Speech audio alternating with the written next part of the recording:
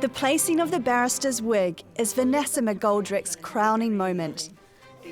She's waited 30 years to become a lawyer. No, better not have a traffic accident. As I completed this law degree, it has occurred to me that justice doesn't just occur in the courts, it occurs all around us in everyday life.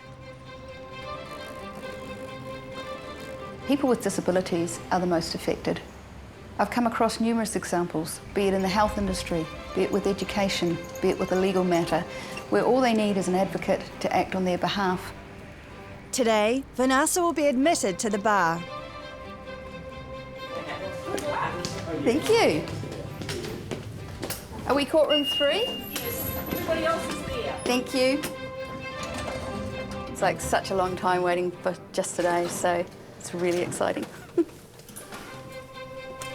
Registrar, please call the applications.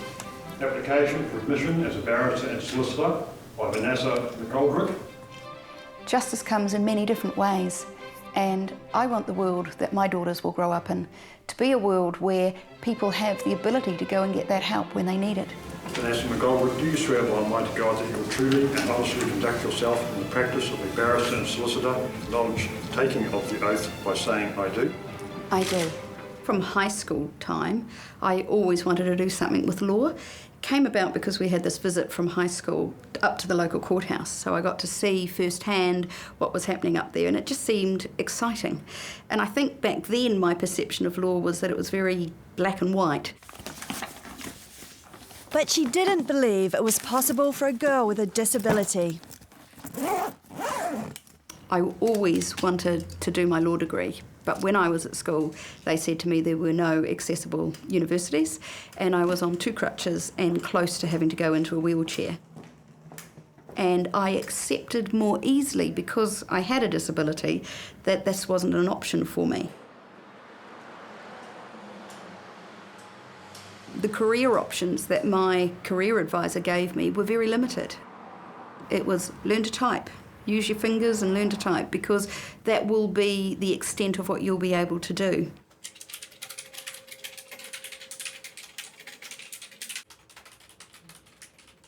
I think that's the worst career advice I could have ever had. I think I was much more accepting back then that you couldn't have your dream, because I don't think we were so conscious of what our rights were. I don't think that people realised that that you could question, that you could say, no, I don't find that acceptable, sort that out. All these years later, I sit there and fight for everything that I can possibly fight for, because I've suddenly realised that unless you fight, things don't change.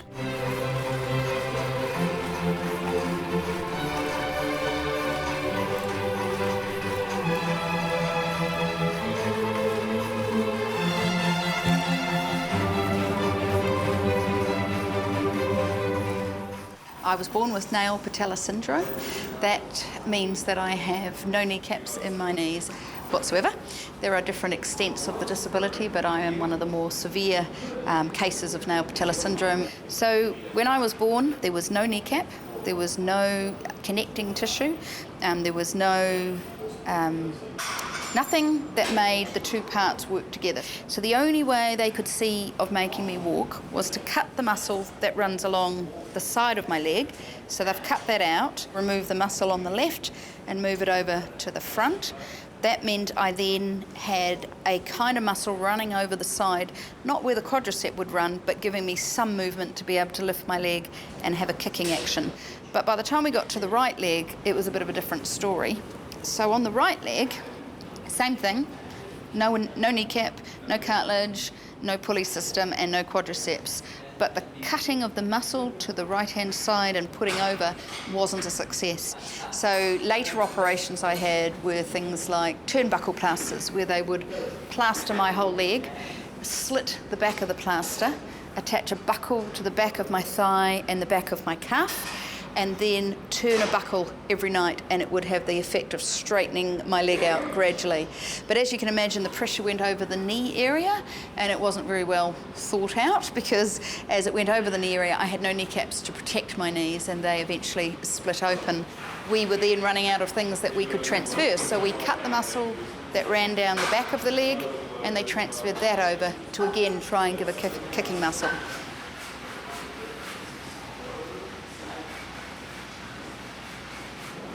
There are very few machines in the gym that I can utilise with my legs, and this enables me to strengthen my butt muscles, and that's really important because I don't have quadricep muscles to walk with. So effectively, the muscles that I use to walk with come from my butt.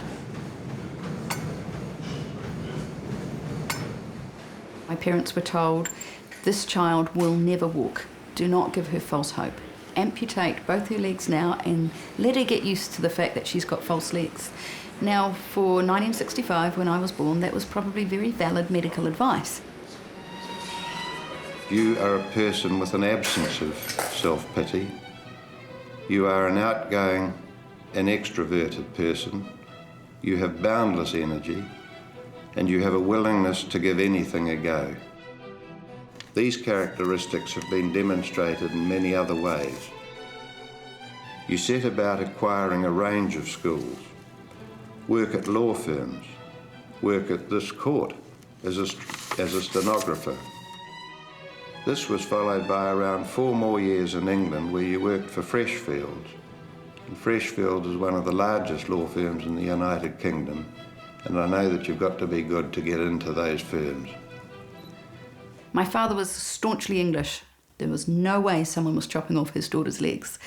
It took a long while for them to save, and I was 6 before we had enough money to be able to go back to England and have the operations. At the end of the day, we all knew that it was Vanessa's only chance outside of New Zealand of being able to have some sort of surgery that would give her mobility. And my parents and my sister lived in abject poverty, totally horrible, really. They lived in the corner of my grandfather's room, and they did that for about a year, and because they just had no money. I can remember one time Mum coming back and she was fuming, and Mum doesn't often get to that stage, and the reason why was because when Vanessa had caught, I think it was hepatitis, in the hospital, and so they'd moved her from that hospital to another hospital. And of course Vanessa was fretting and worrying, thinking, well, my mummy won't know where I've moved to. She won't be able to find me. And of course when she saw Mum, when Mum walked in on the ward, she just burst into tears, And when Mum went to go and give her a hug, I mean, where she'd been moved to, they didn't bother to change, because she was in plaster right up to her hips, and they hadn't moved her, so that the sheets were soaked with urine. Vanessa had bed sores. They just weren't looking after them.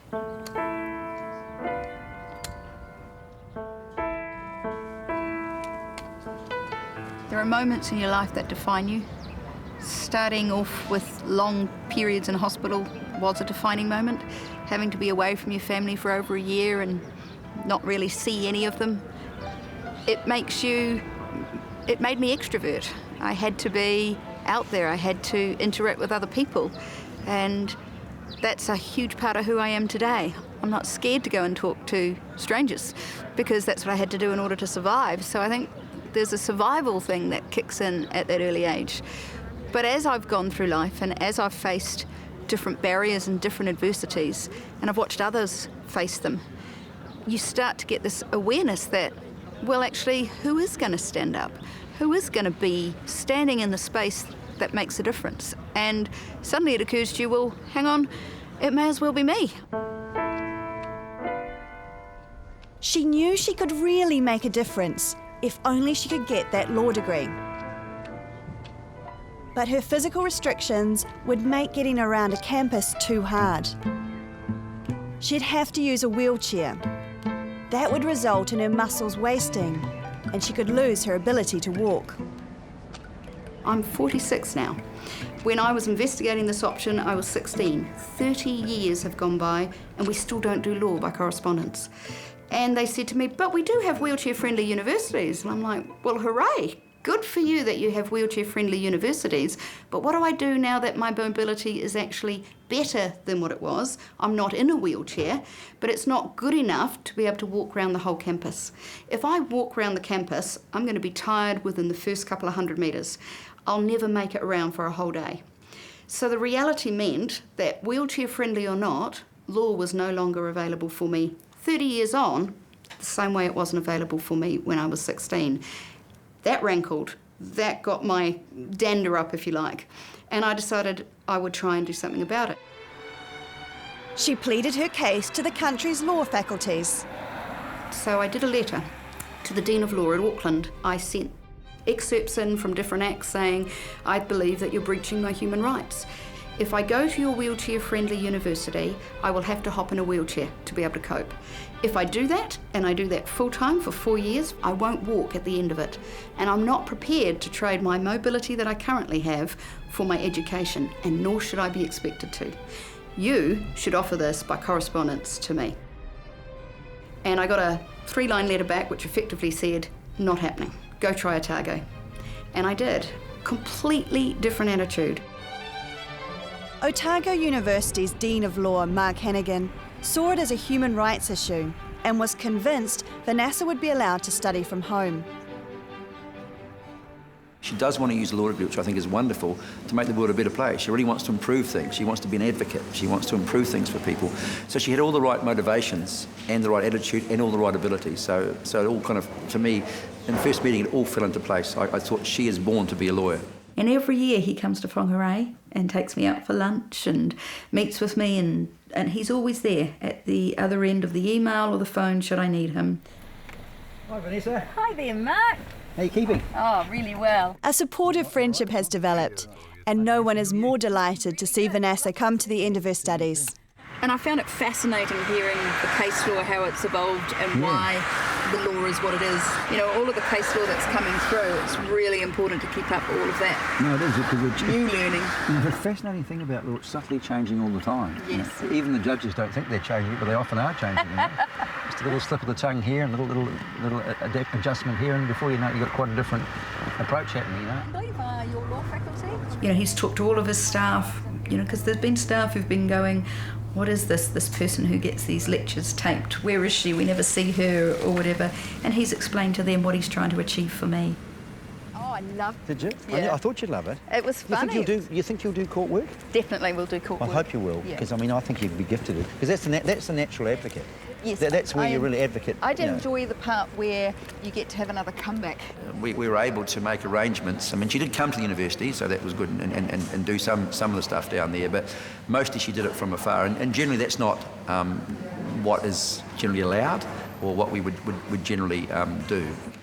And we should be serving the community, making sure the community is fair and things are going well, and you know things can be relied on, and people can be trusted to do the right things. I think through technology she was able to be connected in many ways, connected to the students, and as I said, she did visit the campus and getting connected in that way, but I think all those things made a difference. But what made the big difference, and the hardest thing about law, is the lonely hours where you have to read, get on top of the material, and doing that on your own is really quite hard. The turning point for the law degree was when Professor Mark Hannigan, the Dean of the Law School at Otago University, agreed to allow you to study for a law degree from, or essentially, based in Whangarei. The remarkable achievements here are that you completed the law degree in 4 years. At the same time, you continued part-time as a registered legal executive with Henderson Reeves. You continued to bring up your 2 daughters, and you maintained your extensive engagement in voluntary community activities.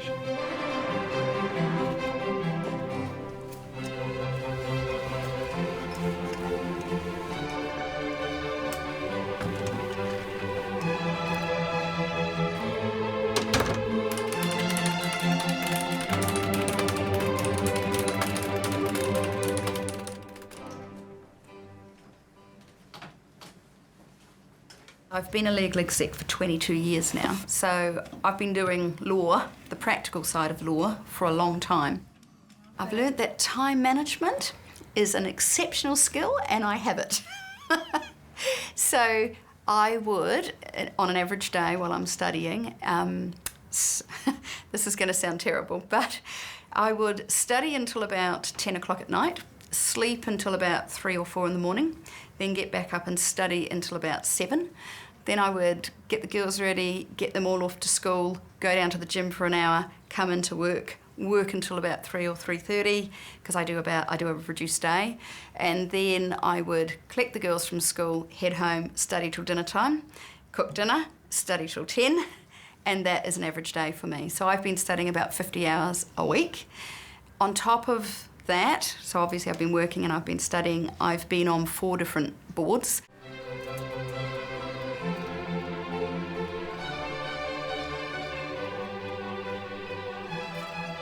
I'm a mum and I love my girls to bits, and I love the fact that they support what I do. The biggest sacrifice has been in terms of my girls. If there was one regret, it would be the time away from them. It's hard to take that time out.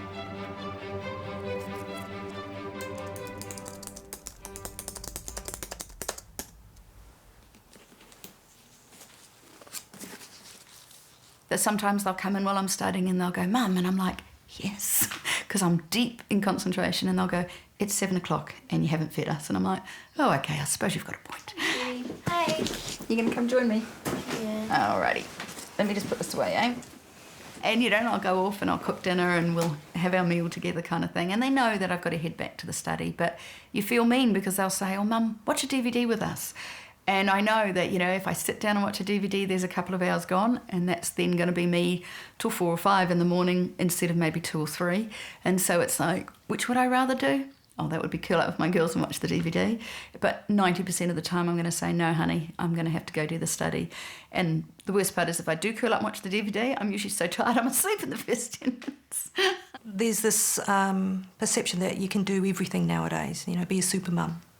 And in her case, she's done a full-time law degree at the same time as holding down a 30-hour-a-week job as a qualified legal executive at Henderson Reeves.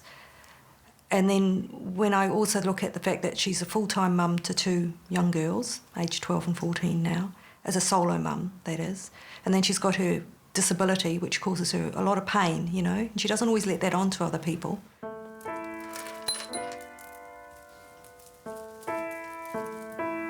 I wouldn't be the person I am without the family that I had. My sister is my strongest support for me today. Hello. Hello. How's your dance practice going? Good. Very nice. Can you do my hair? My sister is like my rock. She steps in, becomes mum to my children when I'm away, fighting my little disability causes all over the place. And her message to me is, I'm not the person who can go and make this happen. You are the person who can make it happen. But if I look after your kids or I support you in this way, then I'm helping as well a little bit.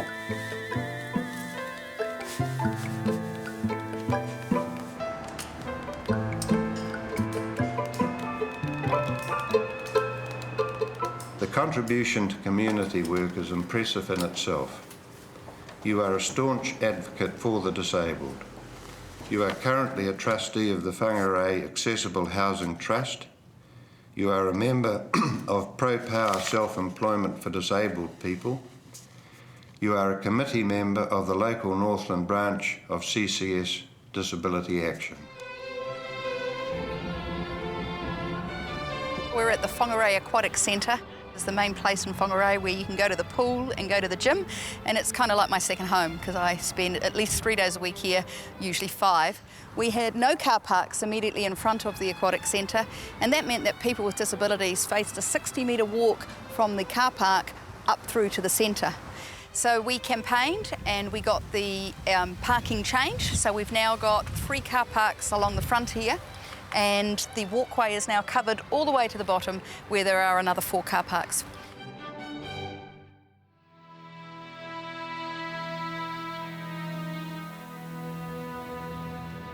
As she moved towards her finals, people were approaching Vanessa seeking legal advice. If I could have the dream job, it would be being able to go into court and fight for people who had a disability-related issue. Morning. Dave wanted her to represent him in court. She'd have to do so as an advocate. Vanessa believes he was entitled to compensation and she would help him fight for it. Dave had a spinal injury when he was a child. Then, as an adult, he was in a lift that plummeted 6 floors, compressing every vertebrae in his back. He lost everything. I've been looking for God knows how long for a lawyer that would understand my situation. You know, I mean, it's not just the case, it's like my whole accident background that they need to be aware of. And I said to him, look, you'd be taking a big punt on me. I'm only partially the way through my law degree. You'd be taking a punt on whether I can make this happen for you. You know, I made it really clear I haven't even finished the litigation papers or what I would need to be able to do this. I haven't finished my law degree. I can do it as an advocate, but that's all I can do. So I finished my last law exam, rang Dave and said, when's the court hearing? And he said, a week away. So we had 1 week to prepare for this case. Dave's seeking funding for a hand-controlled car. So can Vanessa prove his disability led to his financial situation and he's therefore entitled to ACC support? It's not just a car. For Dave, it's his whole world. This made a difference between a man sitting at home, depressed and needing a psychologist to come in and see him every couple of weeks just to keep him sane. He had to live his world just within his house, within those 4 walls. They were closing in on him every single day, and a car to him meant freedom. And ACC's lawyer got up and spoke first, and I was shaking. Not as much as Vanessa, though, I don't think. And then the judge says to me, I've read your written submissions, Mrs. McGoldrick. What else do you have for me? And at that moment in time, my heart nearly stopped because for a moment I thought, OK, he's got the written submissions. What else have I got for him? And it kind of threw me for just a second. I was sort of like, I haven't got any other aces up my sleeve. I put everything into the submissions so that it was there for him. But really, he was just indicating that I should talk through the main points.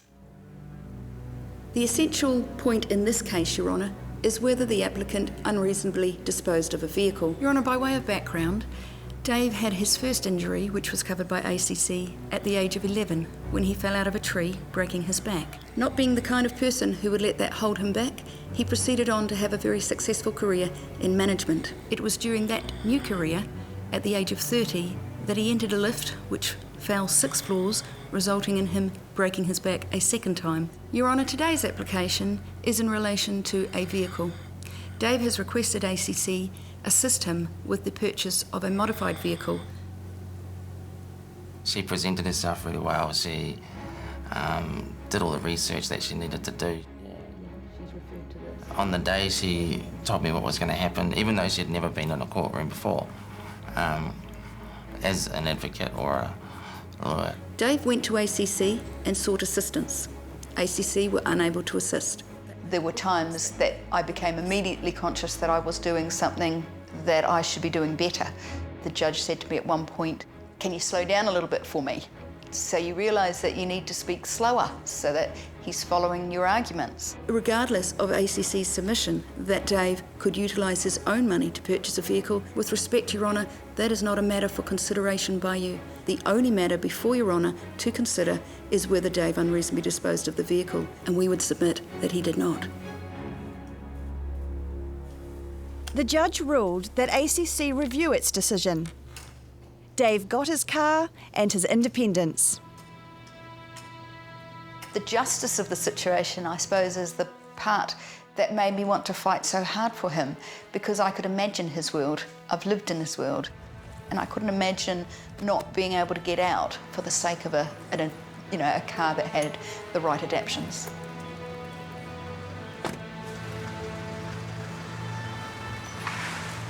I'm really proud of her. Like, not many people can say. My mum's a single mum. She managed to look after 2 kids, working, and did a full-time law degree. And she's disabled. Yeah. So she's pretty special. It's been hard with her going away every couple of weeks, and being moved from this person to that person, back to this person. Would con Mum going, since Mum you've been away for such a long time, we should have pudding.